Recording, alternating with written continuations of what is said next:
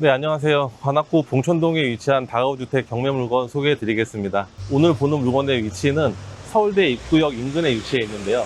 서울대 입구역은 저기 큰 도로로 내려가면 서울대 입구역이 있습니다.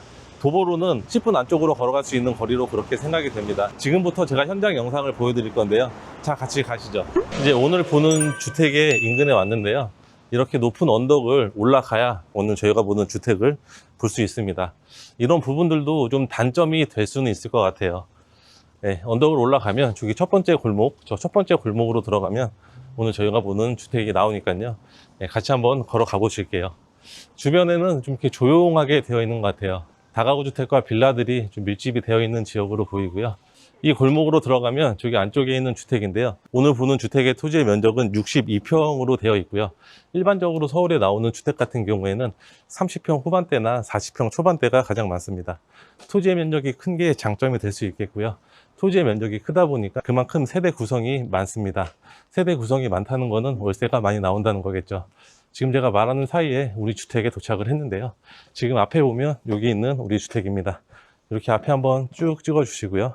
1층부터 4층까지 되어 있는 주택으로 보입니다. 주택의 옆쪽으로 좀 가볼게요. 이렇게 주택을 보니까 전체적으로 깔끔한 느낌이고요. 건물의 연식도 그렇게 오래되지 않은 것으로 보입니다. 지금 지하층도 위치해 있는 것 같은데 이렇게 사생활 보호창도 되어 있습니다. 오늘 저희가 보는 주택의 경계는 지금 여기 바닥에 이쪽 라인까지가 오늘 저희가 보는 주택의 토지의 경계인 것으로 그렇게 판단이 되고요. 건물은 지금 대리석으로 마감이 되어 있는 것으로 보입니다. 이제 건물 앞쪽으로 좀 가서 설명을 드리도록 하겠습니다. 건물의 전면을 보니까 건물의 면적이 상당히 큰 걸 알 수 있는데요.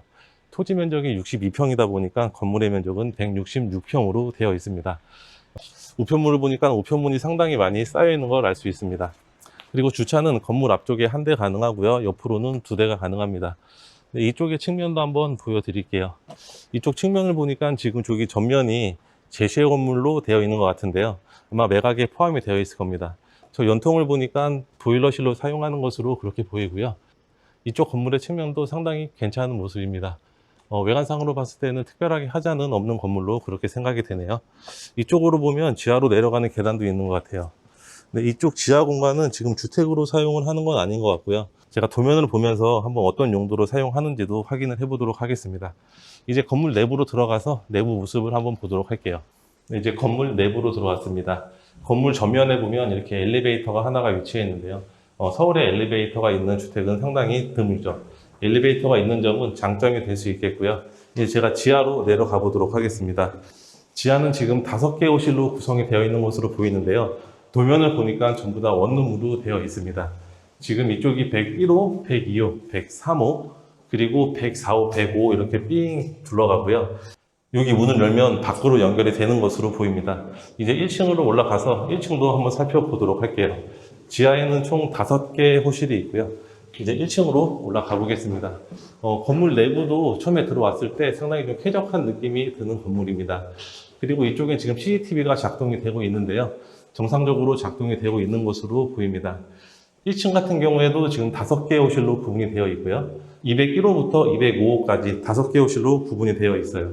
전부 다 원룸으로 보여지고요. 1층 같은 경우에는 이렇게 물통을 보니까 임차인들이 거주하시는 것으로 그렇게 보이고요. 이제 2층으로 올라가 보도록 하겠습니다. 2층 같은 경우에는 301호부터 306호까지 총 6개 호실이 있습니다. 여기가 301호이고요. 이렇게 삥 둘러서 306호까지 총 6개 호실이 위치해 있습니다. 지금 여기도 원룸으로 생각이 되고요. 이제 3층으로 올라가 보도록 할게요.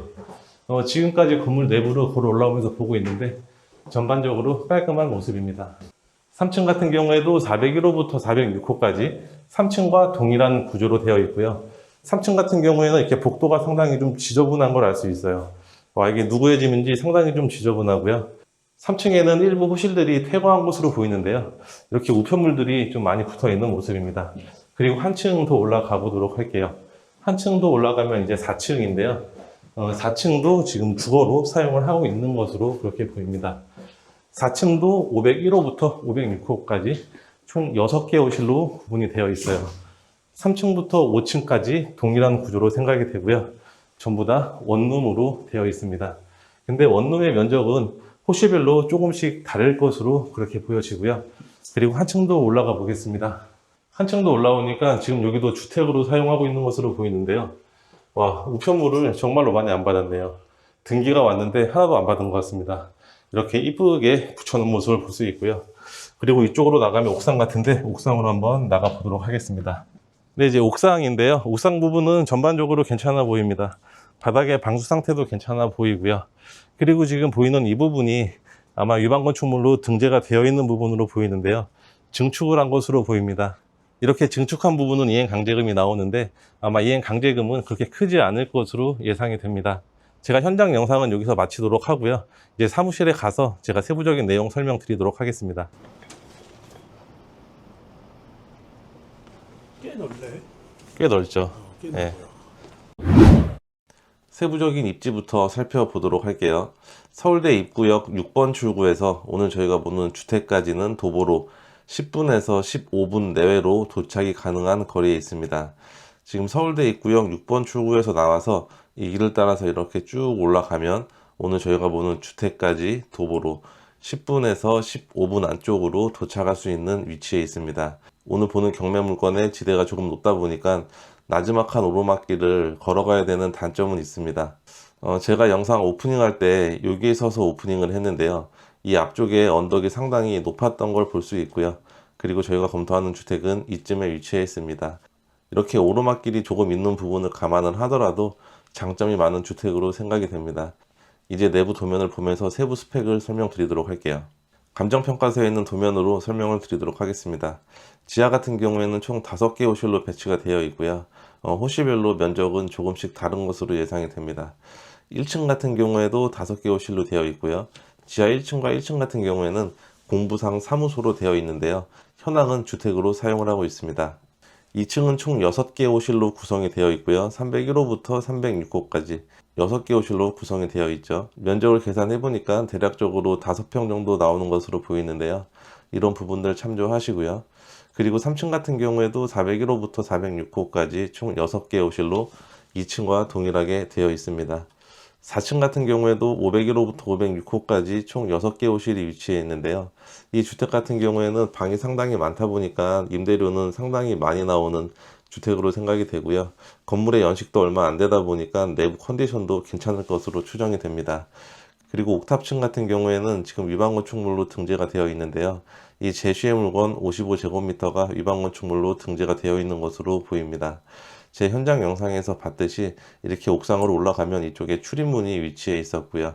이 출입문에서 이렇게 들어오면 이 공간을 전부 다 사용할 수 있게끔 개조를 해 놓은 것으로 그렇게 보입니다. 지금 이쪽이 아마 현관으로 사용을 하고 있는 것으로 추정이 되고 아마 이쪽에는 방으로 생각이 됩니다. 제가 보기에는 아마 주인 세대로 구성을 해 놓지 않았나 그렇게 생각이 되는 부분인데요.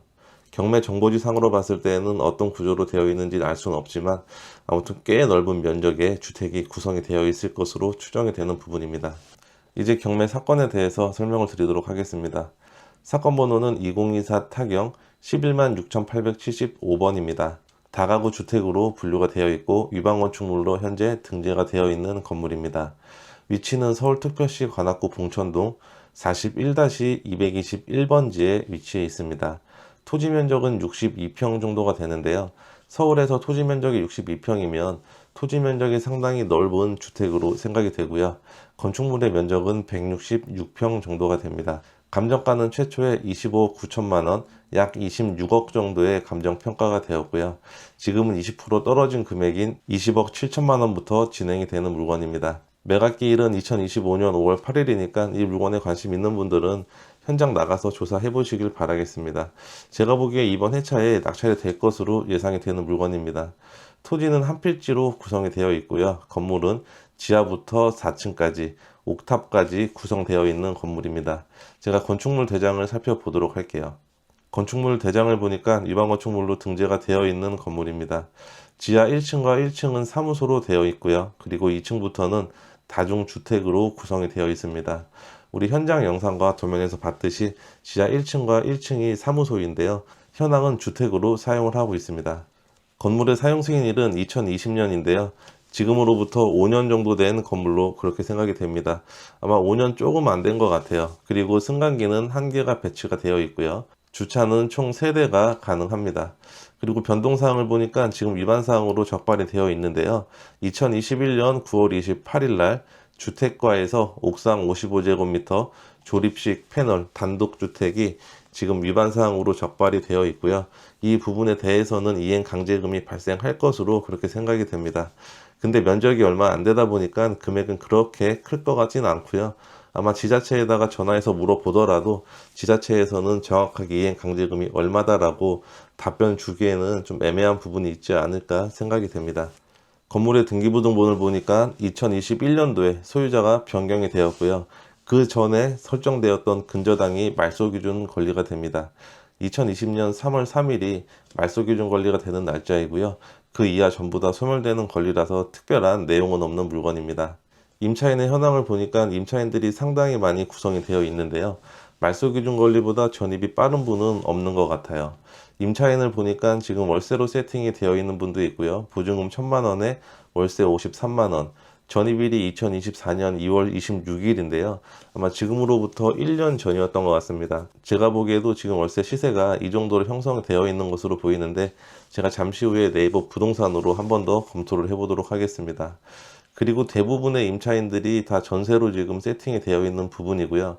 임차인분들이 보증금을 받지 못하고 퇴거하시는 분들이 상당히 많은 것 같아요.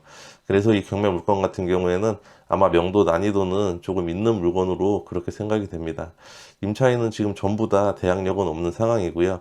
총 임차인이 27명, 임차 보증금의 합계는 23억 정도 되는 건물입니다. 이제 월세 시세를 한번 보도록 할게요.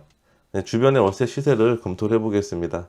오늘 저희가 보는 주택이 아마 이쯤에 위치해 있는 주택으로 보이는데요. 인근에는 월세가 이렇게 조금 나와 있는 모습인데 그래도 서울에 서울대 입구역 인근에 위치해 있다 보니까 임차 수요는 풍부할 것으로 예상이 되는 지역입니다. 근데 인근의 월세를 보니까 2천에 50만 원에 월세가 나와 있는 물건이 있고요. 면적이 5평 정도 되는 물건입니다. 오늘 저희가 보는 건물도 5평 정도가 됐었고요. 2020년식이다 보니까 신축급에 속하죠. 내부 컨디션도 상당히 괜찮을 것으로 추정이 되는 건물입니다. 이 건물을 보니까 내부는 이런 식으로 되어 있는데 아마 오늘 저희가 검토하는 주택과 유사하지 않을까 그렇게 추정이 되는 건물입니다. 이런 건물이 보증금 2천만 원에 월세 50만 원, 반대로 얘기하면 보증금 1,000만 원에 월세 55만 원까지는 충분히 받을 수 있다는 그런 얘기가 되겠죠. 그리고 옥탑층에 상당히 넓은 면적의 주택이 있었는데요.